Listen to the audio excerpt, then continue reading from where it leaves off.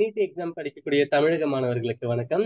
So நம்ம என்ன பண்ணோம்னா 2023ல கேட்ட நீட் கொஸ்டினுடைய அதுவும் கோடு E1 கொஸ்டின் பேப்பர் தான் பார்த்துட்டு இருக்கோம். ஸோ இந்த பார்ட் நெக்ஸ்ட் பார்ட்டோட நான் வீடியோ முடிச்சிடுவேன்னு நினைக்கிறேன். 93rd question. The equilibrium concentration of the species in the reaction A plus B gives C plus D. Okay, இப்போ ஒரு reaction கொடுத்துருக்காங்க. Or 2, 3, 10 and 6. So concentration of A எவ்வளோனா 2, concentration of B 3, concentration of C 10, concentration of D 6. Okay, respectively. Temperature T 300 Kelvin கொடுத்துறாங்க. Del G naught for the reaction is del G naught என்னன்னு தான் கேட்டிருக்காங்க. So del G naught is equal to minus 2.303 RT log of concentration of product by concentration of reactant. இல்லையா?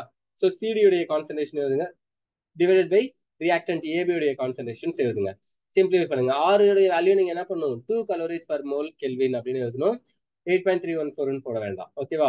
ஏன்னா concentrations தெரியுதுன்னா நீங்க just ஆருடைய value இந்த மாதிரி தான் போடணும். வால்யூம் வச்சு வரக்கூடிய ஃபார்முலாஸ்லாம். ஃபைன். ஸோ இதை சிம்பிளிஃபை பண்ணி நீங்க ஆன்சர்ஸ் பார்த்தீங்கன்னா ஆன்சர் 3 கொடுத்துருக்காங்க. இன்கேஸ் உங்களுக்கு சுத்தமா புரியல, நான் சொன்ன ஃபார்முலாவும் புரியல, போட்டு பார்க்கவும் முடியாது, சோம்பேறியா இருப்பீங்கன்னா சொல்லுங்க கமெண்ட்ல. சொல்றேன் சார் கமெண்ட்டும் போட முடியாது சார் அப்படின்னா கிளம்பி போக வேண்டியதுதான், வீடியோவை ஸ்கிப் பண்ணிட்டு. 94th question. Pumice stone is an example of. So pumice stone அப்படின்னா என்னன்னு தெரியுதா? அந்த ராமர் பாலத்துல இருக்குன்னு சொல்லுவாங்க, தண்ணியில போட்டாலும் மிதக்காது. அதாவது தர்மாக்கோல் மாதிரி பஞ்சு மாதிரி இருக்கும், வெயிட் கம்மியா, அதுல ஓட்ட ஓட்டையா இருக்கும். ஓகேவா?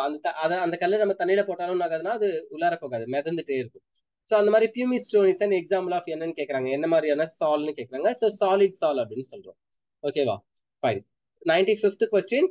Identify the major product obtained in the following reaction அப்படின்னு சொல்லியிருக்காங்க. ஸோ இங்க ரியாக்ஷன்ஸ் என்னன்னு பாருங்களேன்.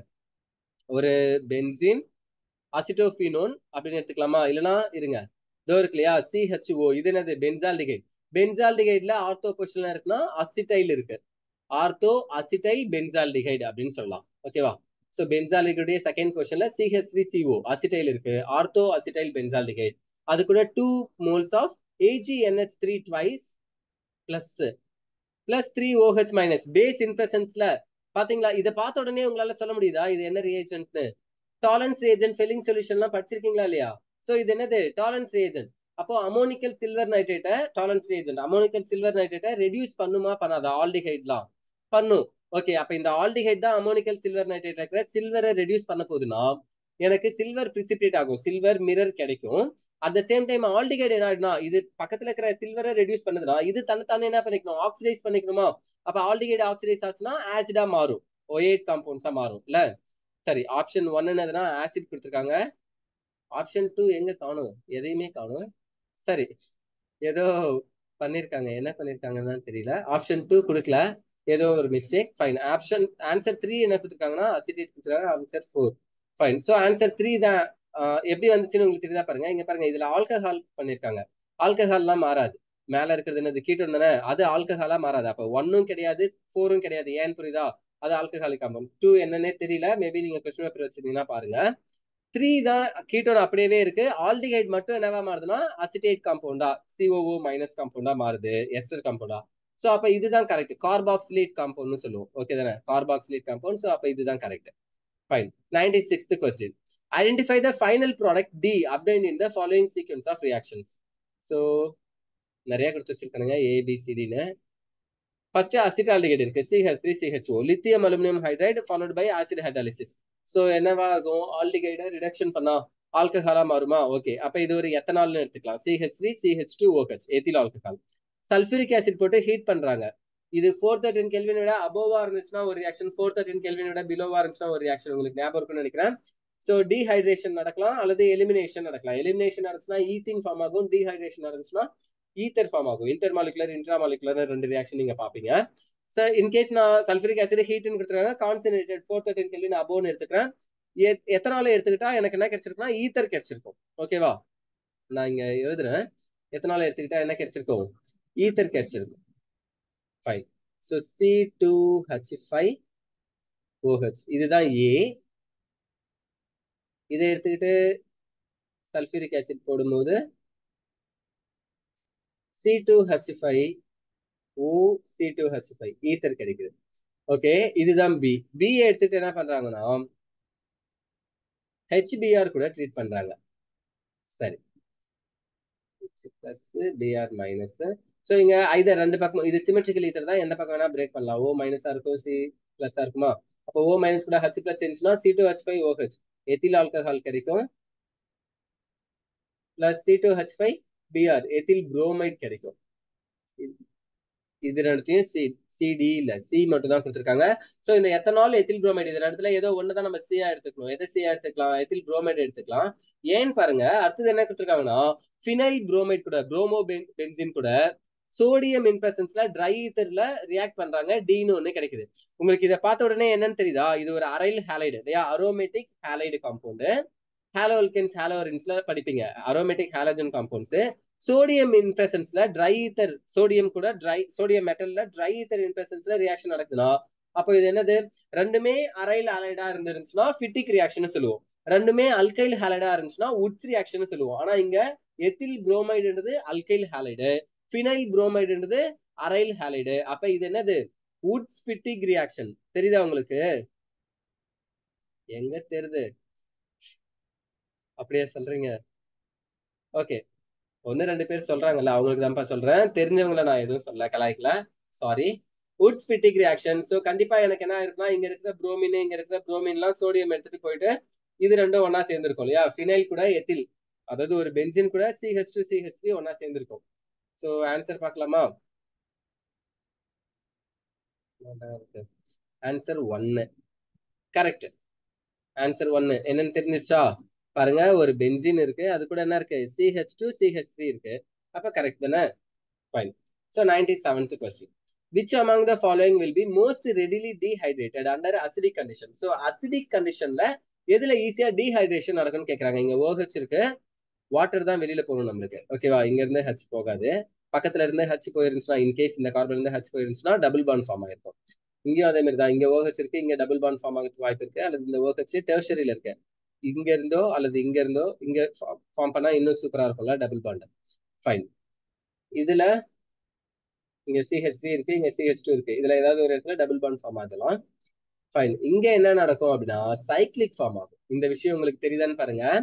செகண்ட் ஒன்னுக்கு மட்டும் நான் எழுதுறேன். ஆன்சர் 2 தானா? ஓகே, பாருங்க, இந்த OHல இங்க இருக்கக்கூடிய OH இங்க இருக்கிற H எடுத்துட்டு வாட்டரா போகுதுன்னு வச்சுக்கோங்க. இந்த OH எப்பயுமே மைனஸா போகும், அப்ப இந்த C ஆகும் பிளஸ் ஆகும். இந்த H எப்பயுமே பிளஸா போகும், அப்ப இந்த O ஆகும் மைனஸ் ஆகும். இந்த O மைனஸ் இந்த C பிளஸ் கூட ஃபார்ம் பாண்ட ஃபார்ம் பண்ணுச்சுன்னா ஒரு ஈபாக்சைட் லைக் காம்பவுண்ட். தெரியுதா உங்களுக்கு? ஒரு சைக்ளிக்க ஃபார்ம் பண்ணுதுன்னு சொல்றாங்க. என்ன ஃபார்ம் பண்ணுது? சைக்ளிக்க ஃபார்ம் பண்ணுது. சோ சைக்ளிக் காம்பவுண்ட்ஸ்லாம் மோர் ஸ்டேபிள் காம்பவுண்ட்ஸ். அப்ப இந்த மாதிரி ஃபார்ம் ஆகும்போது இதுதான் ஈஸியா டீஹைட்ரேட் ஆகும். மத்த மூணுத்தை விட இதுதான் ஆகும், ஈஸியா டீஹைட்ரேட் ஆகும். புரியுதா? Fine. So 98th question statements கொடுத்துருக்காங்க. என்னென்ன கொடுத்துருக்காங்கன்னு பார்க்கலாமா? Okay. So given statement 1, the nutrient deficient water bodies lead to eutrophication. Nutrient deficient, nutrients deficient இருந்தா eutrophication சொல்லுவோமா? எனக்கு என்னமோ ஆக்சிஜன் லெவல் இல்ல. சரி, statement 2, eutrophication leads to decrease in the level of oxygen in the water bodies. Water பாடிஸ்ல ஆக்சிஜனுடைய level கம்மியா இருந்துச்சுன்னா அதை நம்ம eutrophication சொல்லுவோம் அப்படின்னு சொல்றாங்க. ஸ்டேட்மெண்ட் 2 கரெக்ட் இல்ல? சரி, சோ ஆன்சர் என்ன கொடுத்துருக்காங்க? Answer 4, statement 1 is incorrect but statement 2 is correct. பாருங்க, ஸ்டேட்மெண்ட் 1ன்றது என்னதுன்னா இன்கரெக்ட். நியூட்ரியன்ட் டெஃபிஷியன்ட் நம்ம யூட்ரிஃபிகேஷன் சொல்ல மாட்டோம். சோ ஸ்டேட்மெண்ட் 1 தப்பு. ஆனா decrease in the level of oxygen in water bodies அதை நம்ம என்ன சொல்லுவோம்? யூட்ரிஃபிகேஷன் தான் சொல்லுவோம். அப்ப ஸ்டேட்மெண்ட் 2 கரெக்ட். ஓகேவா? ஃபைன். இது தியரிட்டிக்கல், ஜஸ்ட் அப்படியே யாரெல்லாம் படிச்சிருக்கீங்களோ அவங்க ஈஸியா ஆன்சர் பண்ணிடலாம், யோசிக்கணும்னு அவசியம் இல்ல. 99th question. Consider the following reaction. So இங்க என்ன கொடுத்திருக்காங்க? C6H5 CH2O C6H5. ஓகே, இது பென்சைல், இது ஃபீனாக்சி, இந்த ரெண்டு காம்பவுண்டும் ஒன்னா இருக்கிற மாதிரி கொடுத்துருக்காங்கன்னு வச்சுக்கோங்க. ஹைட்ரஜன் அயோடைட் கூட சேர்க்கிறாங்க, A+B 2 கிடைக்குது. அப்ப இங்க என்ன நடந்திருக்கும்? பாண்டு பிரேக் ஆயிருக்குமா? ஃபைன். எந்த இடத்துல பாண்டு பிரேக் ஆகலாம்? நான் ரெண்டு ஆப்ஷன்ஸ் போடுறேன், இங்க பாண்டு பிரேக் ஆகலாம், இங்க பாண்டு பிரேக் ஆகலாம். அப்படின்னா ரொம்ப முக்கியமான விஷயம் நல்லா புரிஞ்சுக்கோங்க. ஒரு பென்சின் கூட CH2 இருந்துச்சுன்னா அது ரொம்ப ஸ்ட்ராங்கா இருக்கணும்னு அவசியம் இல்லை. ஆனா ஒரு பென்சின் கூட O இருந்துச்சுன்னா அந்த ஆக்சிஜன் கிட்ட 2 லோன் பேர் ஆஃப் எலக்ட்ரான்ஸ் இருக்கும், அந்த எலக்ட்ரான்ஸ் அது கொடுத்து என்ன பண்ணும்? ரெசனன்ஸை இன்வால்வ் பண்ணும். அப்போ இது ஆக்டிவேட்டிங் குரூப். இந்த ஆக்சிஜனுக்கும் கார்பனுக்கும் நடுவில் பார்ஷியல் டபுள் பாண்ட் கேரக்டர் இருக்கும். என்ன கேரக்டர் இருக்கும்? Partial double bond character. Single Panda இருந்தாலே பிரேக் பண்றது கஷ்டம், எலக்ட்ரான்ஸை கொடுத்து ரெசனன்ஸ்ல இன்வால்வ் ஆகுது. டபுள் பாண்ட் கேரக்டர் இருந்தா அது ரொம்ப ரொம்ப எப்படி இருக்கும், ஸ்ட்ராங்கா இருக்கும். ஸோ ஸ்ட்ராங்கா இருந்துச்சுன்னா அதை ஈஸியா பிரேக் பண்ண முடியாது. அப்ப ஆக்சிஜனுக்கும் கார்பனுக்கும் உள்ள பாண்டை நம்ம பிரேக் பண்ணவே மாட்டோம். ஆக்சிஜனுக்கும் பென்சினுடைய கார்பனுக்கும், ஓகேவா, இந்த கார்பனுக்கும் இந்த ஆக்சிஜனுக்கும் நடுவில் தான் பாண்டை பிரேக் பண்ணும். அப்படி பிரேக் பண்ணா இது ஃபீனாக்சைடு C6H5O அப்படின்னு ஒண்ணு கிடைக்கும். இது மைனஸா இருக்குமா, இது கூட H தான் வந்து சேர முடியும். அப்ப ஃபீனால் கிடைக்கும். இது என்னதான் கிடைக்கும், ஃபீனால். இங்க என்ன கிடைக்கும்னா I வந்து சேரும். ஏன்னா O மைனஸா போச்சுன்னா CH2 பிளஸ்ஸா இருக்கும். இது கூட I மைனஸ் வந்து சேர்ந்துச்சுன்னா எனக்கு என்ன கிடைக்கும், பென்சைல் அயோடைடு C6H5CH2I அப்படின்னு ஒண்ணு கிடைச்சிருக்கும். ஸோ இதுல ஆல்கஹால் இருக்கு, இது டொலினா மாறிடுது. இது ரெண்டுமே இதுலதான் அயோடைடு இருக்கு, இதுல ஃபீனாலும் இருக்கு இல்லையா. அப்ப ஆன்சர் 3 தான் correct. C6H5CH2I benzyl iodide or iodo methyl benzene இல்லையா, iodo methyl benzene compound. Fine. இங்க இருக்கிறது phenol compound. 100th question. The reaction that does not take place in a blast furnace between 900 Kelvin to 1500 Kelvin temperature range during extraction of iron is. Extraction of iron நீங்க படிச்சிருக்கணும், ஓகேவா. So நிறைய பேர் தியரிட்டிக்கலா இருக்கிறதுனால அந்த லெசனை ஈஸியாவே படிப்பீங்க நான் நம்புறேன். ஆமா தானே, okay. So does not takes place அப்படின்னு கொடுத்துருக்காங்க. அப்போ எக்ஸ்ட்ராக்ஷன் ஆஃப் அயர்ன்ல என்னென்ன ரியாக்ஷன்ஸ் இருக்கோ அதெல்லாம் நீங்க படிச்சிருந்தீங்கன்னா Fe2O3 கூட CO சேரும்போது FeO ferrous oxide plus carbon டை ஆக்சைடா மாறிடுது. FeO CO கூட சேரும்போது கார்பன் டை ஆக்சைடா மாறும். CO2 கூட சேரும்போது COவா மாறுது. கால்சியம் ஆக்சைடு சிலிக்கா ஒன்னா சேர்ந்தா கால்சியம் சிலிகேட் அப்படின்னு ஒன்று கிடைக்குது. இதுதான் நம்ம என்னன்னு படிப்போம், ஸ்லாக்னு படிப்போம், கரெக்டா. மட்டு ஸ்லாக் இந்த மாதிரிலாம் அடியில வந்து தங்கும் இல்லையா, இந்த மாதிரி ஸ்லாக் கால்சியம் சிலிகேட் கிடைக்கும். சரி, இது கரெக்ட். கார்பன் டை ஆக்சைடு கூட சேரும்போது கார்பன் மோனாக்சைடா மாறும், இதுவும் கரெக்ட். அயன் ரியாக்ஷன் நம்ம பார்ப்போம். FeO CO கூட சேர்ந்துச்சுன்னா Fe plus CO2 கிடைக்கும். இது நம்ம சீஃப் 4ல இருந்து நம்ம செப்பரேட் பண்ணும்போது ஃபர்ஸ்ட் என்ன பண்ணுவோம், அயன் ஆக்சைடா இருந்து அதை அயனா தான் மாத்துவோம் இல்லையா. அப்ப இதுவும் நடக்கும். இது என்ன ப்ராசஸ் நடக்கும்னா ஸ்மெல்டிங்ல நடக்கும், ரோஸ்டிங்ல நடக்காது. எதுல நடக்கும், ஸ்மெல்டிங்ல நடக்கும். பட் இந்த Fe2O3 டைரக்டா கார்பன் மோனாக்சைடு கூட சேர்ந்து ஃபெர்ரிக் ஆக்சைடு கார்பன் மோனாக்சைடு கூட சேர்ந்து ஃபெரஸ் ஆக்சைடா மாறுமானா இப்படி ஒண்ணு நடக்காது. So does not takes place அப்படின்னு சொன்னது ஆன்சர் 1ன்னு சொல்றாங்க, ஓகேவா. இப்படி ஒண்ணு நடக்கவே நடக்காது, ஓகேவா. ஃபைன். சோ இது நம்மளுடைய 100th கொஸ்டின். அடுத்தது என்ன இருக்கும் அப்போ, சாரி, அடுத்தது என்ன இருக்கும், பாட்டனி இருக்கு. சோ இதுலயும் ஆன்சர்ஸோட தான் இருக்கும். பட் இதெல்லாம் உங்களுக்கு வேண்டுமா அப்படின்றத நீங்க கமெண்ட்ல சொல்லுங்க, நான் நெக்ஸ்ட் வீடியோஸ்ல ப்ளே பண்றதுக்கு ட்ரை பண்றேன். பட் அது எல்லாத்தையும் விட ரொம்ப முக்கியம் எது அப்படின்னா, நீங்க கெமிஸ்ட்ரிய கிளியரா கத்துக்கிறதுக்கு இந்த சேனல்ஸை மறக்காம சப்ஸ்கிரைப் பண்ணிடுங்க, உங்க ஃப்ரெண்ட்ஸ் எல்லாருக்கும் ஷேர் பண்ணுங்க, ஓகேவா. Fine, by.